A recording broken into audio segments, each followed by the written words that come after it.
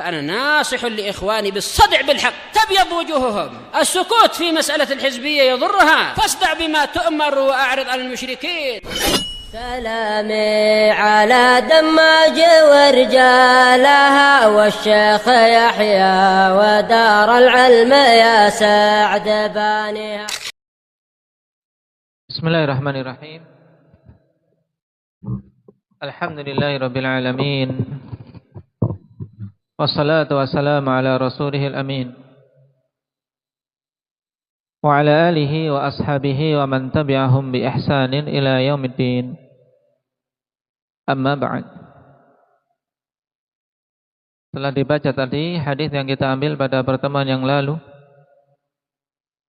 peringatan dari Nabi sallallahu alaihi wasallam tentang akan munculnya dajjaluna kadzabun. Nah, yang ini merupakan salah satu ayat kenabian Nabi kita Muhammad sallallahu alaihi wasallam, di mana keadaannya sebagaimana yang dikhabarkan oleh beliau saat ini. Bermunculannya Dajjal dari Dajajilah, dari Dajjal-Dajjal yang ada. Nah, dan nanti puncaknya pada Dajjal Akbar. Nah, jadi istilah Dajjal khonifillah, nah, terkadang digunakan untuk Dajjal yang dimaksudkan adalah secara apa? Lughawi, yaitu nah, bermakna katsirud Dajjal. Apa makna Dajjal? Yaitu kadzib, kedustaan yang dihiasi dengan apa? Dengan kerancuan-kerancuan yang menutupinya. Nah, sudah bohong tapi berusaha untuk apa? Untuk menutup kebohongan itu, dipolesi dengan hiasan-hiasan sehingga menipu manusia. Ini Dajjal. Dan ditegaskan lagi oleh Nabi sallallahu alaihi wasallam, kadzdzabun, penguat. Nah, ini menunjukkan untuk kita hati-hati di akhir zaman ini, jangan sampai terjatuh dalam kesesatan dan terfitnah dengan para pendusta. Oleh karena itulah sifat dusta betul-betul diperingatkan oleh Rasul sallallahu alaihi wasallam. Dan fatwa terakhir dari Syekhuna Yahya hafizahullah ta'ala tentang masalah yang banyak ditanyakan seputar vaksin ikhwanifillah, untuk apa? Mengkaitkan kaidah dengan pembahasan kadzib. Ketika beliau ditanya, bolehkah berdusta dalam permasalahan vaksin? Karena di negeri penanya diwajibkan untuk vaksin. Padahal diketahui bahwasanya vaksin itu bermadarat. Nah, apakah boleh kemudian membayar atau menyokok demi mendapatkan surat vaksin tanpa vaksin? Yang itu konsekuensinya berdusta. Dengan alasan menimbang antara apa? Antara kemandaratan yang ada, ikut mandaratan terkena vaksin yang dikhawatirkan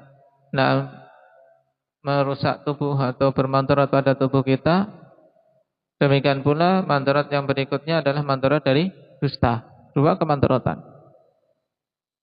Maka beliau bimbingkan dalam masalah ini tetap la yajuzul kadzib, yang tidak boleh dusta. Nah, beliau tetap tegas tidak boleh dusta dalam masalah ini. Nah, kalau ingin berusaha lepas dari vaksin tersebut, ya sampaikan. Kalau bisa sampaikan bahwasanya kami tidak mau divaksin.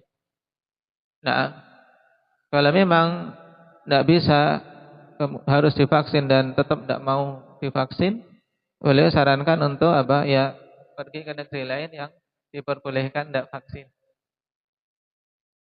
Nah, yang jelas berusaha untuk tidak dusta. Nah, Kemudian kalau seandainya mampu untuk melakukan hal yang tidak dalam kedustaan. Tapi yang penting apa? Yang penting sudah tidak lepas dari kewajiban ini. Walaupun dengan membayar, Ustaz. Nah, walaupun dengan membayar tapi tidak ada dusta di situ. Sudah, aku tidak mau divaksin, tak kasih uang ini kamu. Yang penting aku tidak mau divaksin. Ini tidak apa-apa, karena dia ingin apa? Nah, mengeluarkan sesuatu, membayar sesuatu untuk melepaskan diri dari kemadharatan. Tapi kalau kemudian bayar untuk minta surat yang sebenarnya dia tidak vaksin tapi ingin keluar surat vaksin, nah ini beliau tegaskan itu apa? Itu tetap tidak boleh. Nah, kenapa? Karena memang bahayanya kadzib, ya kawan. Bahayanya kadzib dalam masalah ini. Allahul musta'an. Makanya banyak-banyak kita memohon pada Allah Subhanahu wa taala dijauhkan dari keburukan. Seandainya memang kepepet, betul-betul terpepet, terdesak untuk apa melakukan vaksin, ya.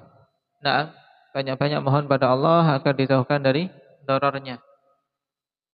Karena memang ya dikatakan tidak dipaksa, kita dipaksa memang secara apa? Secara halus dipaksa. Kenapa? Karena kalau itu tidak akan bisa dilayani dalam banyak hal. Mau safar, naik pesawat ke luar negeri dan seterusnya tidak boleh kecuali dengan vaksin. Ngurus beberapa hal-hal administratif dengan pemerintah juga syaratnya vaksin. Allahul musta'an. Makanya yang penting kita banyak-banyak mohon perlindungan kepada Allah. Yang jelas jangan sampai kemudian menjatuhkan diri dalam apa tadi? Kedustaan. Nah, disinilah ya kawan. Sesuatu yang mungkin dianggap remeh tapi ternyata memang perkaranya besar. Nah, inilah pandangan para ulama. Karena memang Nabi SAW peringatkan tentang kedustaan dengan peringatan yang banyak. Dusta itu kabair, dosa besar. Dosa besar. Iyyakum wal kadzib. Fa innal kadziba yahdi ilal fujur wa innal fujura yahdi ilan nar, mengantarkan pelakunya ke dalam neraka. Sehingga sangat banyak peringatan-peringatan dalam syariat ini dari kedustaan. Makanya kita berusaha menjauhinya dengan sekuat tenaga kita. Demikian pula berusaha menekankan kepada anak-anak kita. Jangan sampai Jangan sampai terjatuh dalam sifat kedustaan. Ketika terjadi persengketaan anak, walaupun anak-anak kecil ya kawan, jangan seorang meremehkan. Kalau memang kira-kira meragukan, dipertemukan antara anak-anak kecil, mereka bersengketa. Karena mendamaikan persengketaan anak kecil juga perkara yang harus. Damaikan duduk perkaranya bagaimana. Menjadi hakim untuk anak kecil juga butuh adil. Harus adil juga.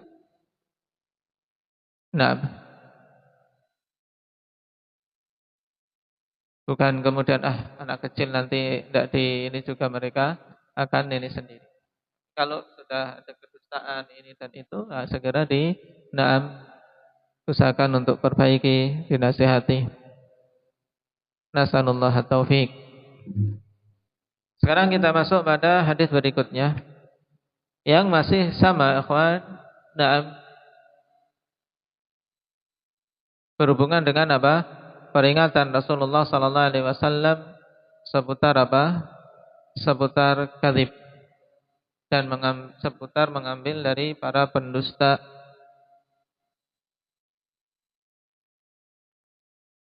Qala al-Imam Muslim rahimahullahu taala wa haddatsani Abu Sa'id al-Ashaj qala haddatsana Waqi' qala haddatsana al-A'mash 'an al-Musayyab ibn Rafi' al-Musayyab ibn Rafi'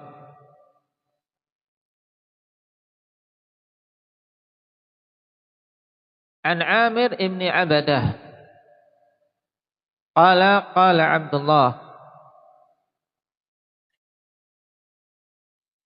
inna syaitana la yatamatsalu fi suratir rajuli fayatil qauma fayuhaddithuhum bil hadithi minal kadhib fayatafarraquna fayaqulu ar-rajulu minhum sami'tu rajulan a'rifu wajhahu wa la adri masmuhu yuhaddits.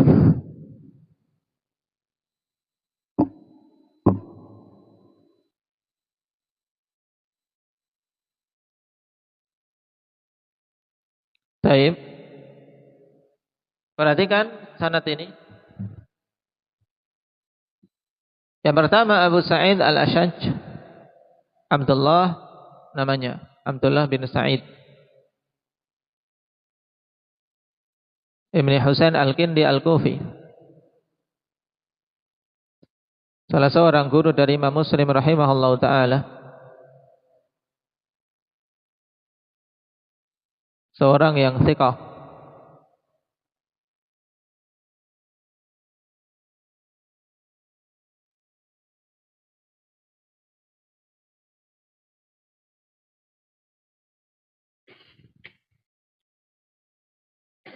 Mengambil darinya jamaah.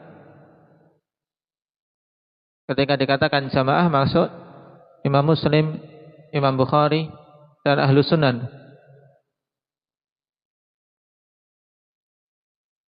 Qala haddatsana Waqi', imamun masyhur.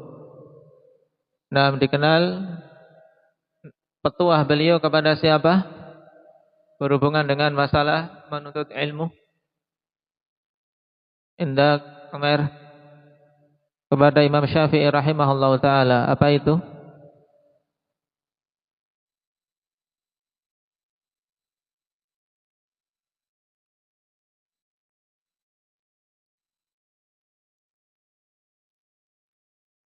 Baik. Nah, berhubungan dengan masalah apa? Masalah peringatan bagi para penuntut ilmu. Jangan sampai apa? Mencampur antara menuntut ilmu dengan kemaksiatan. Jika ingin betul-betul kuat dari sisi hafalan dan pemahaman.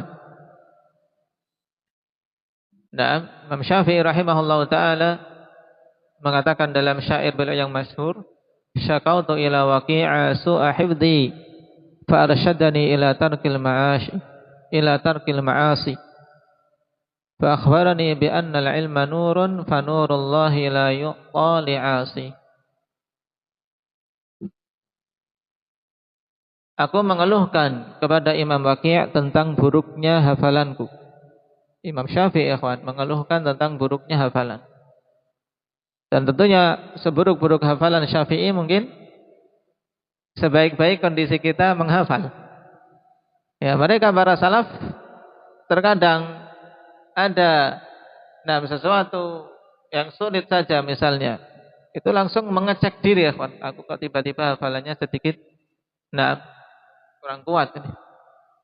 Langsung mengecek dirinya. Kita kadang sudah hafalannya lemah, semakin melemah tidak disadari. Baik. Mereka para salaf mendengar sekali hafal. Banyakannya demikian. Bahkan sebagiannya tidak pernah menulis hitam di atas putih. Tidak pernah menulis, tidak pernah mencatat, karena langsung dengar, langsung hafal. Dzalika fadlullah yu'tihi man yasha. Dan suatu ketika Imam Syafi'i mengeluh ini, ya, tentang buruknya hafalanku, fa arsyadani ila tarkil ma'asi, maka beliau membimbingkanku untuk menjauhi kemaksiatan. Dan mengkhabarkan kepadaku bahwasanya ilmu itu nur, ilmu itu cahaya. Dan cahaya dari Allah Subhanahu wa taala tidak diberikan kepada orang yang bermaksiat. Nah, ini Waqi' Ibn al-Jarrah Al-Kufi Al-Hafidh. Telah kita lewati. Nah, biografi beliau di awal-awal masuk dalam tabaqat apa ini? Tabaqat Imam Muslim yang mana ini? Indak Arin. Tabaqat yang pertama jelas Al-Hafidh Imam. Gurunya Syafi'i rahimahullah ta'ala. Qala haddatsana al-A'mash. Ini juga telah kita lewati siapa namanya A'mash. Indak Hudzaifah.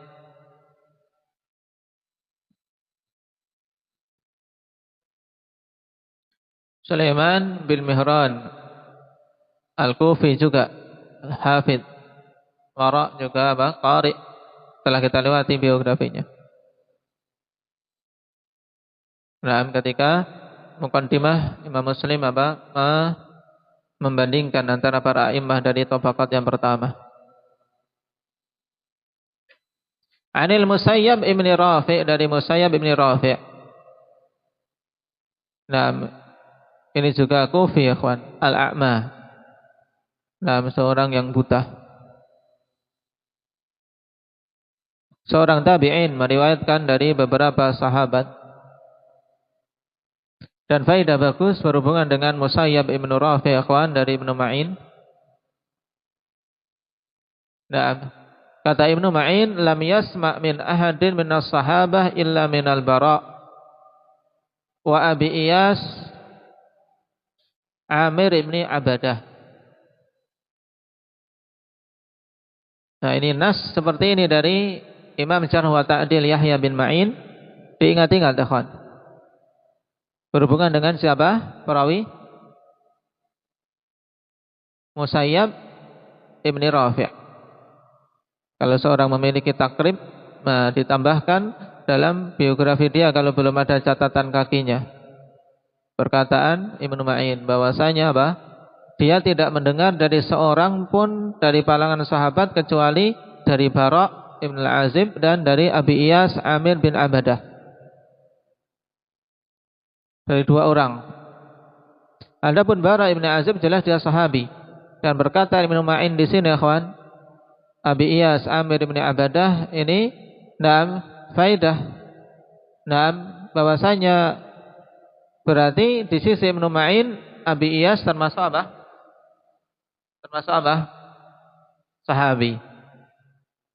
Tapi jumhur, yaitu kebanyakan para imam ikhwan pengarang kitab tentang terjemah para perawi memasukkan Abi Iyas ini dalam deretan tabi'i. Maka diperhatikan, berarti ada khilaf.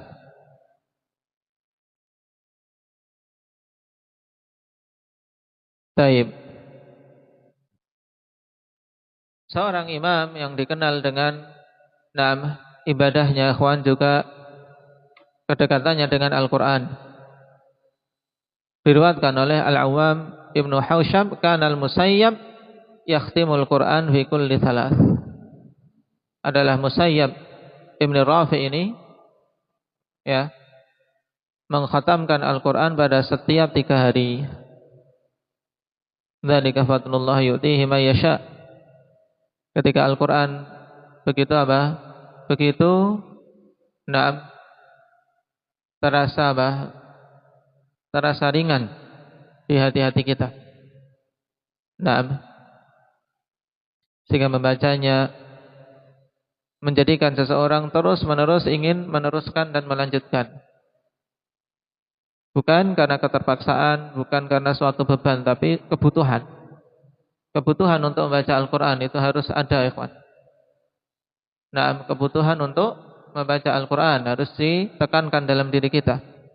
Kalau kita belum ada kebutuhan untuk itu, harus dimasukkan dalam jadwal kebutuhan, dalam daftar kebutuhan kita membaca Al-Quran.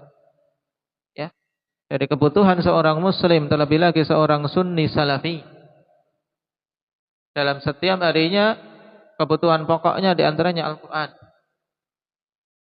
Makanya kalau pada hari-harinya ada hari yang karena tersibukkan tidak membaca Al-Quran, harus dikejar, dalam artian berusaha disiplin. Aku hari ini kok karena kesibukan tidak membaca Al-Quran, ya sudah, malam hari berusaha. Pokoknya saya ganti tadi. Berusaha ya kawan. Jangan sampai bolong, walaupun mungkin biasanya setengah juz, satu kali kesibukan dikurangi, tapi berusaha tidak bolong. Adapun para talabah ya kalau setengah juz itu termasuk sangat minim. Harus lebih. Terlebih lagi yang baru proses menghafal. Diulang.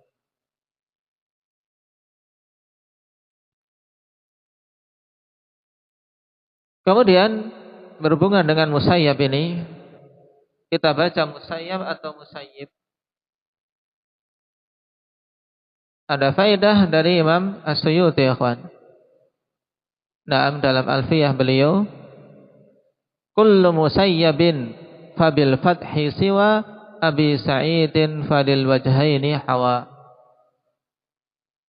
Jadi semua nama musayyab dalam kitab-kitab biografi perawi hadis dengan menfathah, yaitu musayyab, kecuali Abu Sa'id.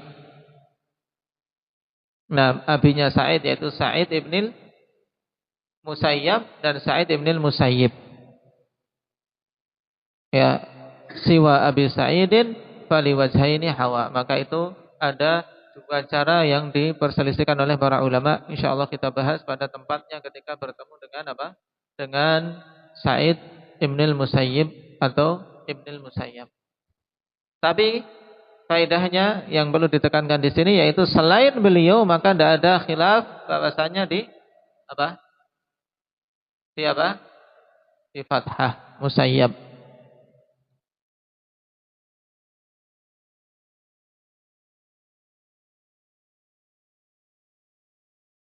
An Amir bin Abadah. Ini tadi yang ditegaskan oleh Yahya bin Ma'in, isyarat bahwasanya beliau masuk deretan sahabi, tapi mayoritas para pengarang biografi ulama memasukkan dia dalam tabi'i.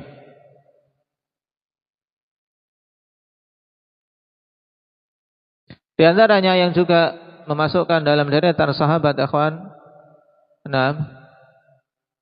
Taib.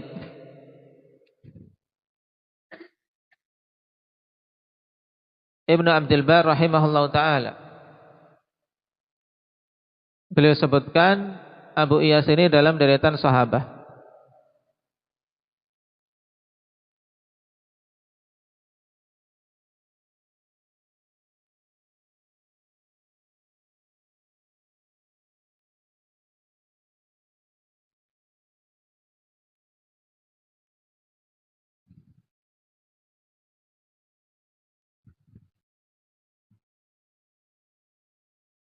Seorang thiqah jelas.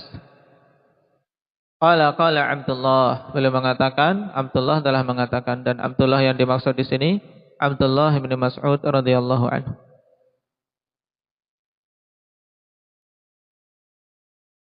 Adapun berhubungan dengan riwayat Musayyab dari Amir bin Abadah, maka ini muttasil atau munqati'? Indak Rifki? Jelas muttasil. Kenapa? Karena ditegaskan oleh Ibnu Ma'in tadi, beliau tidak mendengar darinya, dari Abi Iyas. Ini juga penting. Perkataan Imam Yahya bin Ma'in.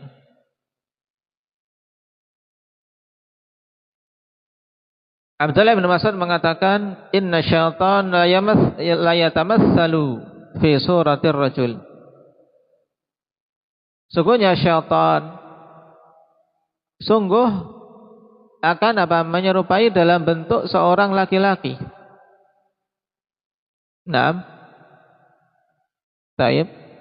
Fi suratir rajul. Ar-rajul dengan al-ahdiyah, ikhwan. Menunjukkan bahwasanya dia datang kepada manusia dengan seseorang yang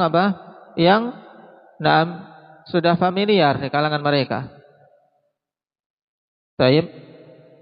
Untuk Untuk semakin menambah talbis, semakin menambah kerancuan, sehingga seakan-akan dia itu adalah memang betul-betul manusia.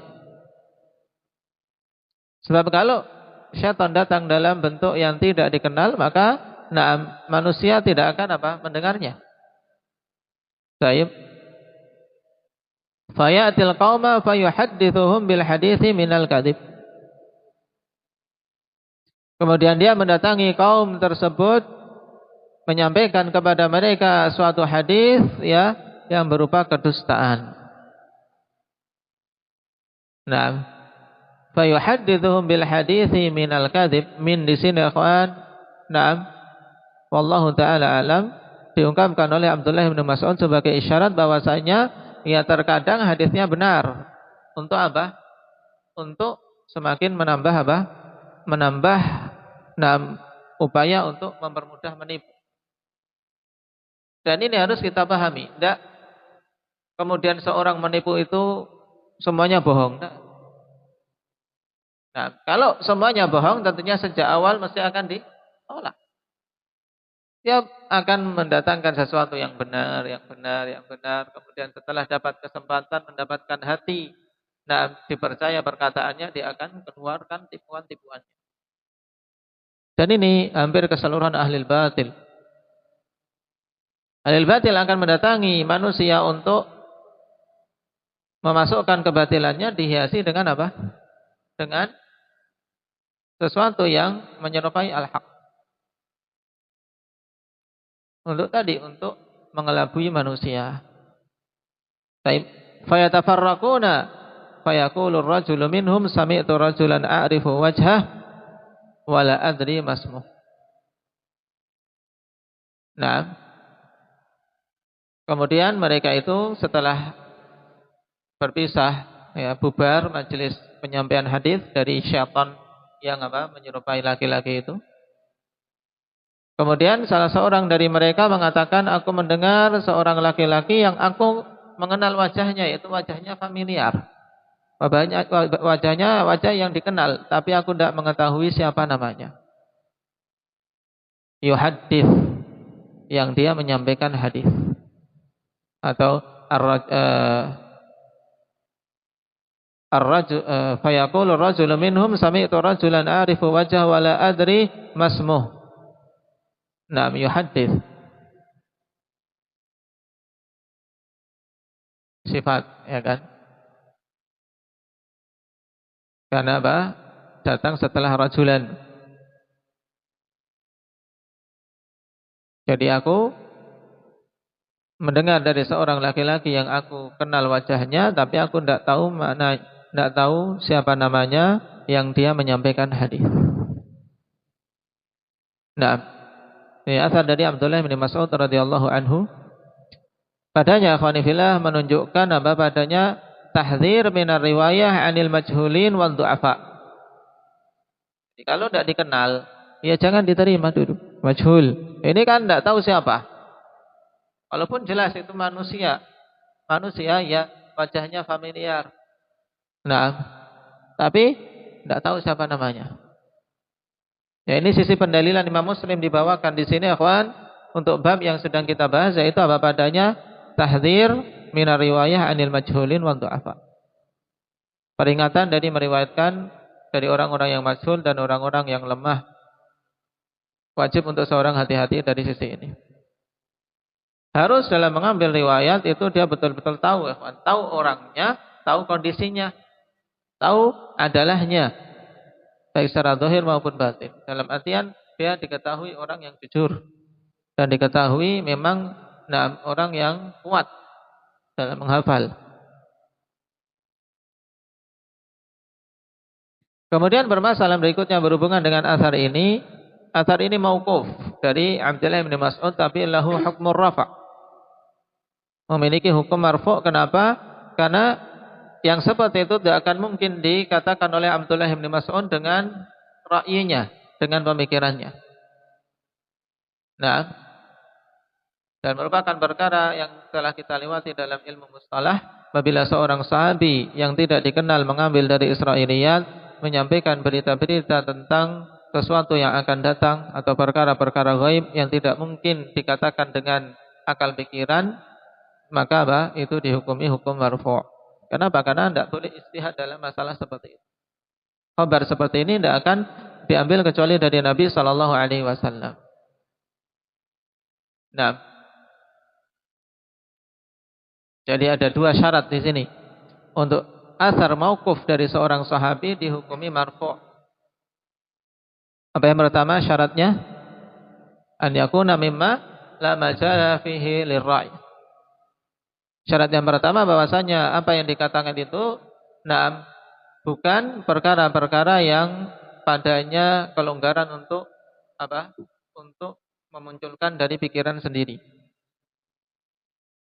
Kemudian yang kedua, alla yakuna as-sahabi mimman yarwil israiliyat an ahlil kitab. Yang kedua syaratnya bahwasanya sahabi tersebut bukan termasuk orang-orang yang suka meriwayatkan Israiliyat dari ahlil kitab. Nah ini faedah berhubungan dengan athar Ibnu Mas'ud. Nasallallahu taufiq wassadad. Walhamdulillahirabbil alamin.